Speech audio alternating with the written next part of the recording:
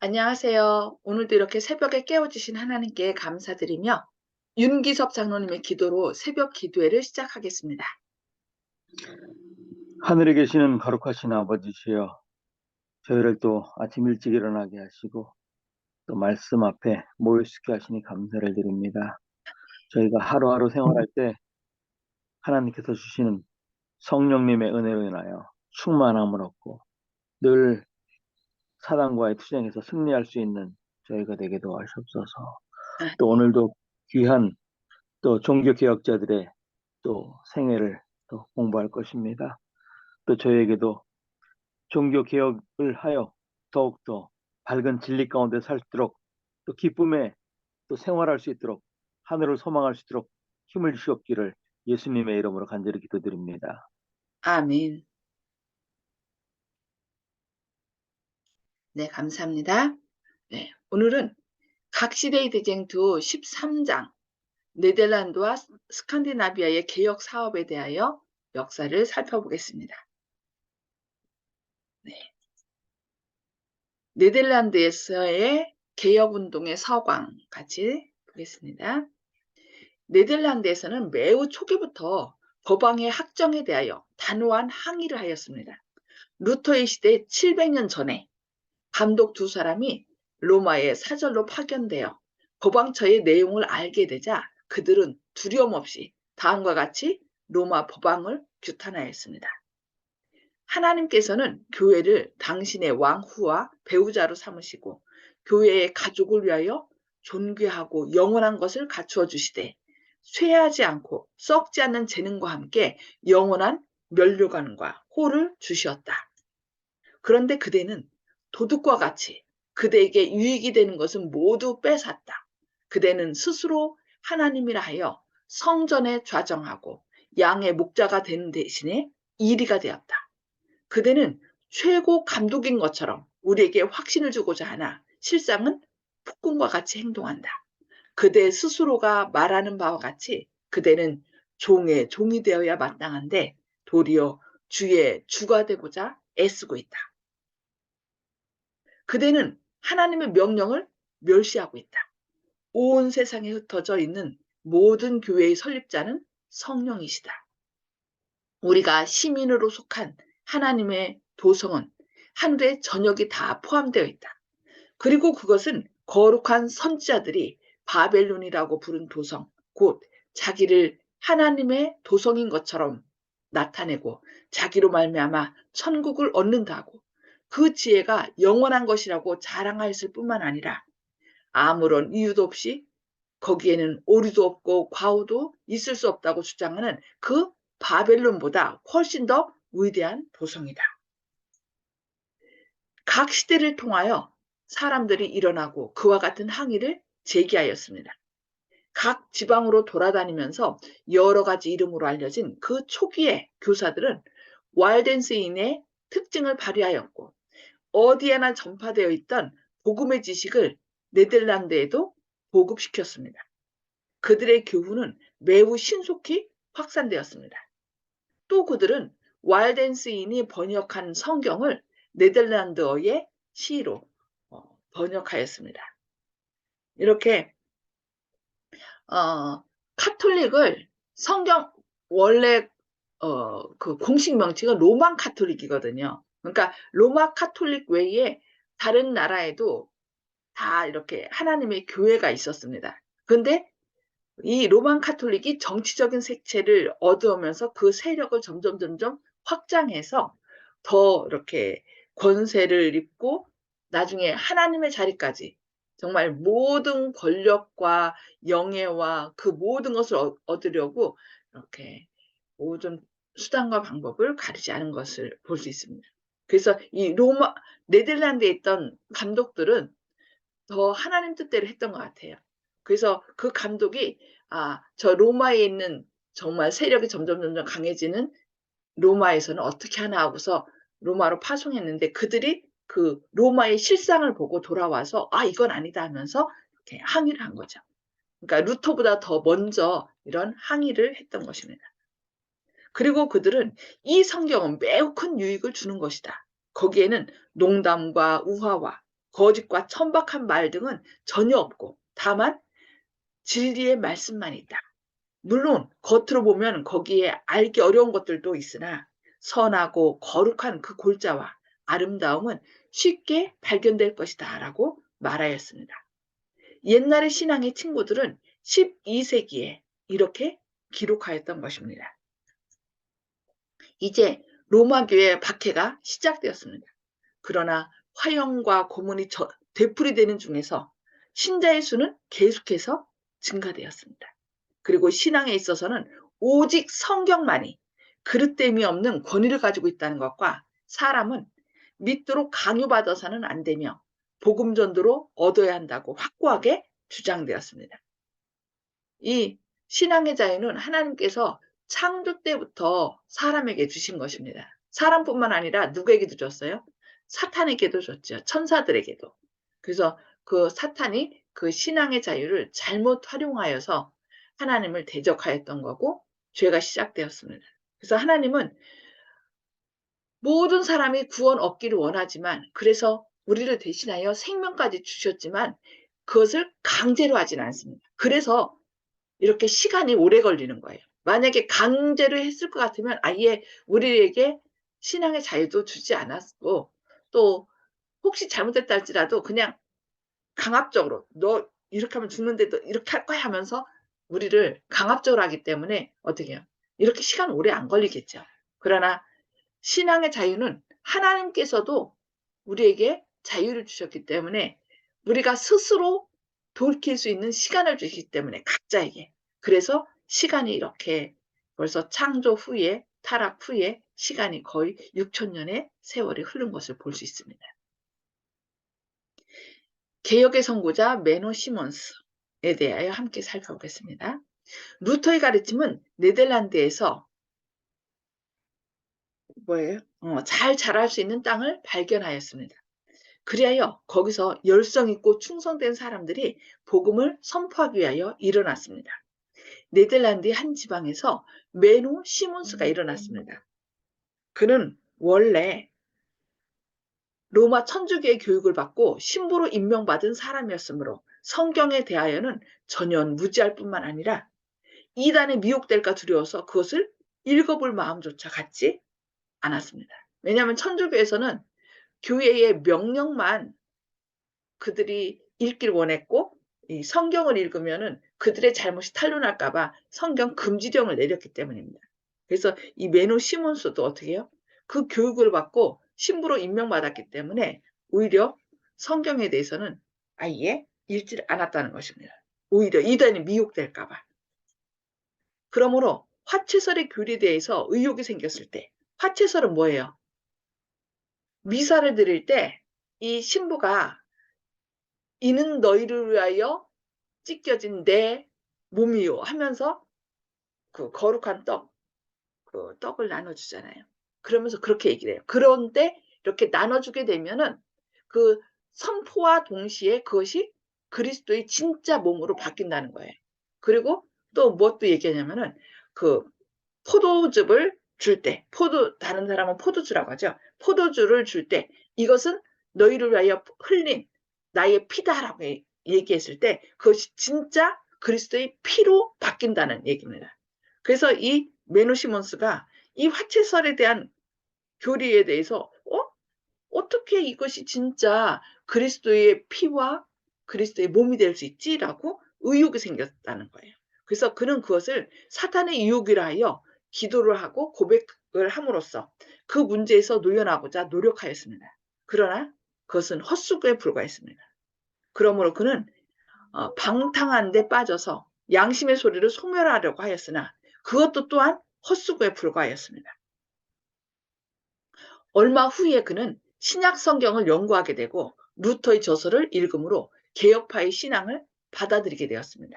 그 후 오래지 아니하여 그는 가까운 촌락에서 재침례를 받은 까닭으로 참형을 당하는 것을 목격하였습니다.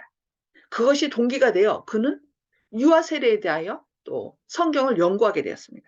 그러니까 이건 성경하고 틀린 것 같은데 의문이 나는 것을 해결할 길을 이제 하나하나 성경에서 발견하게 된 거죠.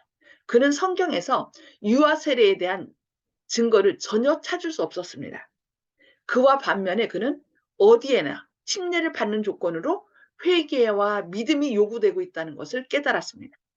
그래서 메노는 로마교를 버리고 자기가 받아들인 진리를 가르치는 일에 그의 생애를 바쳤습니다. 이미 독일과 네덜란드에는 광신자의 무리가 일어나 비합리적이요 선동적인 교리를 주장하여 질서와 풍기를 문란케 하고 폭동과 모반을 일으켰습니다. 어디나 이렇게 어, 성경 말씀대로 돌아가고자 하는 사람들 중에 사단은 뭘 일으켜요? 광신주의자들을 일으켜요. 그래서 그 어, 종교개혁자들도 잘못됐다라고 이렇게 인상을 주는 거죠. 메노는 이러한 운동이 필연적으로 일으킬 두려운 결과를 알고 광신자들의 그릇된 교리와 무모한 방법에 대하여 줄기차게 반대하였습니다.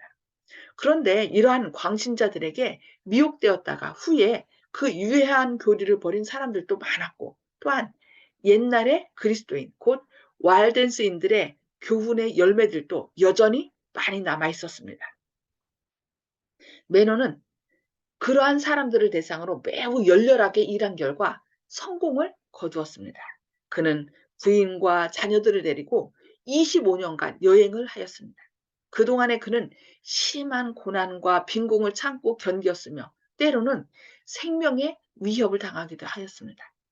그는 네덜란드와 북부 독일을 두루 다니면서 주로 하류 계급을 상대로 활동하였으며 그 가만은 멀리까지 미쳤습니다.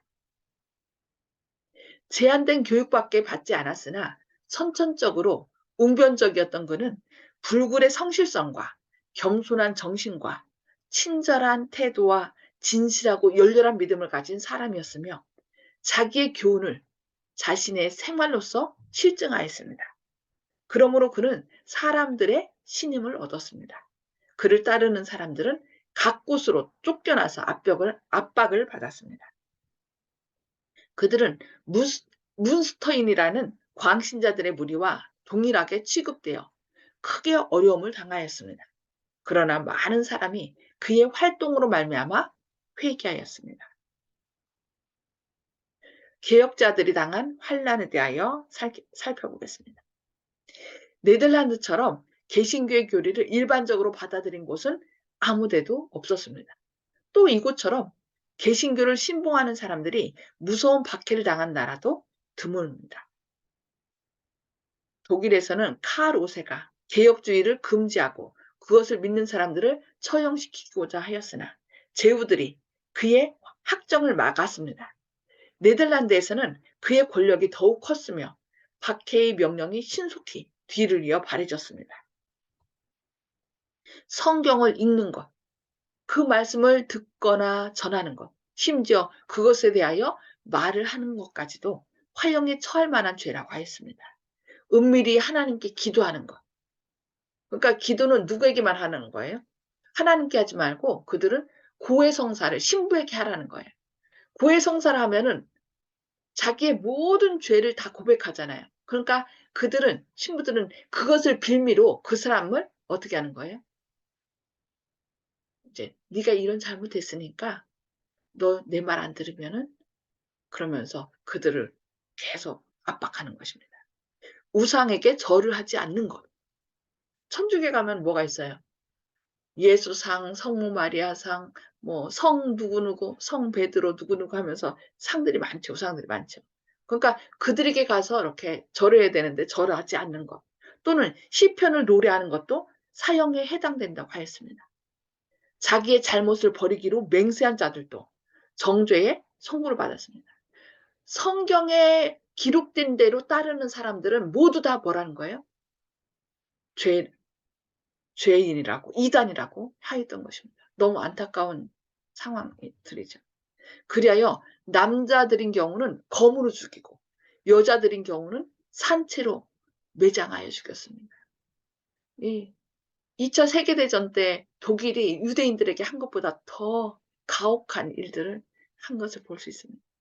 칼과 빌립 2세의 치하에서 그와 같은 방법으로 죽임을 당한 사람들은 이루 헤아릴 수 없이 많았습니다. 한 번은 미사 때에 나오지 아니하고 가정에서 예배하였다는 죄로 한 가족이 종교 재판관들 앞에 끌려 나오는 일이 있었습니다. 은밀히 기도한 것에 대하여 신문을 받을 때 제일 어린 아들이 대답하였습니다. 우리는 무릎을 꿇고 하나님께서 우리의 마음을 깨우쳐 주시고 우리의 죄를 용서하여 주시기를 기도하였습니다. 우리는 또 왕을 위하여 기도하였고 그의 시대가 번영하고 그의 일상이 행복해지기를 구하였습니다. 우리는 하나님께서 정부의 관리들을 보호해 주시기를 기도하였습니다. 예, 이렇게 어린아이가 자기들이 무엇을 기도했는지 말했던 것입니다. 재판관들 중 몇 사람들은 깊은 감동을 받았습니다. 그러나 그 가정의 아버지와 아들 중에 한 사람은 화형을 선고받았습니다. 박해가 점점 심해짐에 따라 순교자들의 신앙도 더욱 강화해졌습니다. 남자뿐만 아니라 연약한 부인들과 소녀들까지도 확고한 용기를 나타냈습니다. 아내들은 남편들이 달려있는 화형주 곁에 서서 불에 타고 있는 남편들에게 위안의 말을 들려주거나 시편을 노래로 불러주기도 하였습니다. 여호와는 나의 힘이요 나의 산성이시라. 이런 시편의 글을 읽어줬다는 거죠. 어린 처녀들은 마치 밤에 잠자리에 들어가는 것처럼 산채로 조용히 무덤에 들어가 누웠고 혹은 결혼식에 나가는 신부처럼 좋은 옷을 입고 교수대나 화영장에 나가기도 하였습니다. 다신교가 복음을 박멸하고자 노력하였던 시대와 꼭 마찬가지로 그리스도인의 피는 씨앗이 되었습니다. 로마 시대에 로마 황제들이 이 예수님을 믿는 그러니까 그리스도인들이 점점 그리스도교가 늘어나는 것을 보면서 어떻게 했어요? 이 그리스도인들을 화형시키고 또 맹수의 밥이 되게 했던 것처럼 그러나 그들이 죽으면 죽어갈수록 믿는 사람은 더 늘어난 것처럼 이제는 누가 그 일을 대신하고 있는 거예요. 로마의 계통을 이은 로마 천주교에서 이제 그 일을 대신하여 하나님을 믿는 사람들을 다 핍박하여 죽인 것입니다. 그래서 박해는 진리의 증인들의 수를 증가시키는 역할을 했습니다. 생명의 씨가 생명의 피를 흘리면 흘릴수록 예수님의 피가 많은 사람들의 죄를 속하고 사람들을 구원한 것처럼 예수님을 따르는 많은 사람들의 생명의 피가 순교의 피가 결국 진리의 증인들을 더 증가시켰던 것입니다. 백성들의 정복하기 어려운 결심을 보고 광적 상태가 되어버린 왕은 해가 거듭될수록 잔악한 일을 더욱 심하게 하였습니다. 그러나 그것은 쓸데없는 일이었습니다. 그리하여 마침내 오렌지공 윌리엄의 지도하에 혁명이 일어나서 네덜란드는 하나님을 예배하는 자유를 얻게 되었습니다. 예, 오늘 여기까지 말씀을 보고요. 나눔의 시간을 갖도록 하겠습니다. 음소거를 다 해제해 주시고요. 송수복 집사님부터 말씀 나눠주시고요. 박해를 하면 할수록 진리의 증인들이 더 증가했다는 데에서 감동받았습니다. 그렇죠. 생명의 씨를 흘리면 흘릴수록 예, 우리가 오늘날에도 우리한테 핍박이 임하지 않는 것은 너무 우리가 세상하고 타협하기 때문이라는 그런 말씀이 있어요. 그래서 우리도 더 말씀에 굳게 서는 그런 삶을 살아야 되겠습니다. 네, 감사합니다. 조영식 집사님.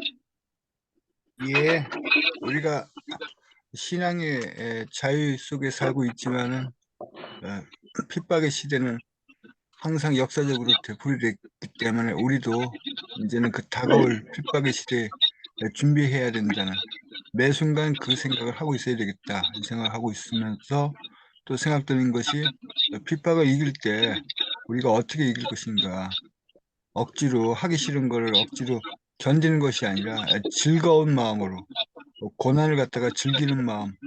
그래서 순교자들이 불에 뜨겁다고 철썩거리거나 경박한 말씀을 하면서 겨우겨우 화양주에서 제가 된 것이 아니라 기쁜 마음으로 찬송하면서 어, 세- 주님 곁에 갔다는 사실을 보면은 그 순간이 신앙인들한테는 진정한 자유를 얻고 주님 품에 들어가는 그런 환희의 순간이 아닌가. 그래서 더 좋고 더 높은 곳을 바라볼 때 고통이 느끼지 않고 주님 품에 들어가는 것이 아닌가. 우리가 더 좋지, 우리가 무엇을 할 때 더 좋은 것을 생각할 때 지금 것이 뭐 하찮아 보이고 그것을 이제 버릴 수가 있는데 세상 것이 더 좋아 보인다. 그러면은 어렵지 않을까. 그래서 우리가 교회 생활을 하는 것은 더 좋은 것을 바라보고 더 높은 것을 어, 희망하는, 소망하는 그런 열망 때문에 신앙의 힘이 되는 것이 아닌가. 그런 생각을 해봅니다. 아멘. 아멘. 감사합니다. 그 말씀을 들으면서 제가 어떤 생각이 들었냐면은 우리 몸에 온도 자동 조절 장치가 있대요. 그러니까 다니엘의 친구들이 불 속에 들어갔어도 세 친구가 불 속에 들어갔어도 하나도 안 탔잖아요. 그것처럼 그런 온도 자동 조절 장치를 하나님께서 약간 열어주지 않았나. 그래서 그 뜨거움을 타긴 타지만 뜨거움을 느끼지 못하도록 하나님과 함께 기꺼이 그것을 잘 이겨나갈 수 있도록 그래서 오히려 찬양하고 잘 이기지 않았나 생각됩니다. 그래서 결국 우리도 우리 힘으로 하는 것이 아니라 우리 안에 계신 예수님의 능력으로 그렇게 그것이 가능할 것이라 생각하기 때문에 날마다 생명 되신 예수님을 우리 안에 주인으로 모시는 것이 필요하다고 생각합니다. 네, 감사합니다. 네. 네, 정봉옥 아버님. 네, 저는 단말마라고 하는 어휘가 생각납니다. 네. 마귀의 끝에 가서는 아주 극한적인 대결을 하게 된다는 그런 뜻인데 지금 캐톨릭 교회에 유사한 기독교와 진짜 기독교와의 싸움이 아주 절정에 달해서 곧 끝날 것으로 예상하고 있습니다. 끝입니다. 아멘. 네, 역사는 반복되기 때문에 이와 진리기, 암흑기라고 그러죠. 이 암흑기와 같은 똑같은 일이 결국 계시록 13장에 짐승의 우상을 세우고 665 그러니까 짐승의 표를 받지 않은 사람들은 완전 죽이려고 하는 그런 일이 있을 건데 그때와 그 옛날 같이 똑같이 하나님께서 당신의 백성을 보호하실 것을 믿습니다. 네, 감사합니다. 윤 장로님. 예, 오늘 말씀 가운데서도 개혁자들이 성경을 연구해서 오류들을 하나씩 찾아내고 또 그것이 잘못되고 진실은 하나님의 말씀에 있어서 하나님의 말씀을 가르치는 모습들을 보게 됐는데요. 그런데 이제 지금은 이제 많은 교회들이 생겨져서 서로 다 이제 진리교회라고 이렇게 말씀하면서도 아직도 교회들 가운데는 뭐 화채설이라든지 뭐 유아 세례라든지 뭐 이런 것들을 뭐 하고 있는 아직도 교회들도 있는데 그 당시에는 주님의 말씀을 진리의 말씀을 기쁨으로 받아들이고 정말 핍박과 박해를 두려워하지 않고 믿음으로 나아갔는데 오늘날에는 각 교회가 받았던 그런 한 상태에서 정체돼서 다른 교회를 조금 좀 나쁘게 얘기하고 이렇게 표현하는데 모든 진리는 다 성경에 있기 때문에 진리가 발견하면 발견할수록 우리가 더욱더 기쁨으로 밝음 가운데 살아야 되는데 그렇지 못한 현실이 안타깝고요. 지금은 예전에는 성경을 읽을 수 없어서 그걸 찾고 기쁨으로 읽었지만 지금은 성경이 너무 많이 있고 아무도 우리를 핍박하지 않고 그냥 놔두음에도 불구하고 우리가 그것을 읽는데 등한히 하고 하는 그런 것들을 보면서 우리가 어떻게 정말 진리 가운데서 생활해야 될 것인지 한 번 더 생각해보는 계기가 됐으면 좋겠습니다. 아멘. 아멘. 네, 감사합니다. 저는 여기 이게 미리 나왔는데 화형과 고문이 되풀이되는 중에서 신자의 수는 계속해서 증가되었다. 그리고 신앙에 있어서는 오직 성경만이 그릇됨이 없는 권위를 가지고 있다는 것과 사람은 믿도록 강요받아서는 안 되며 복음 전도로 얻어야 한다고 확고하게 주장하였다.